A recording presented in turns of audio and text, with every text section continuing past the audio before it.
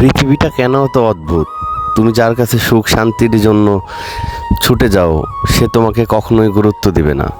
কিন্তু কেন, সেটা মানুষের অজানায় থেকে যায়। আর যে তোমাকে সব থেকে গুরুত্ব দেয়, যে তোমাকে সব থেকে বেশি ভালোবাসতে চায়, কেন জানি মানুষের তাকে বেশি ভালো লাগে না। আসলে জীবনটাই হচ্ছে যন্ত্রণাময়, আর এই যন্ত্রণাময় জীবনে কেউ যদি সুখী থাকতে হয়, তাহলে তার চিন্তা করতে হবে কতক্ষণ যন্ত্রণা নিয়ে বেঁচে থাকা যায়। ঠিক আছে।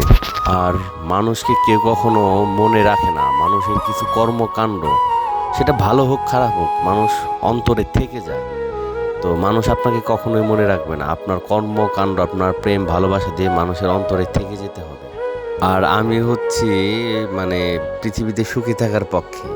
তো সুখে থাকার জন্য যা যা করণীয় আমি সেই কাজগুলো করতে রাজি। তো রাজকুমারী, তো রাজার গুরুত্ব দাও, তা না হলে রাজা থাকবে না।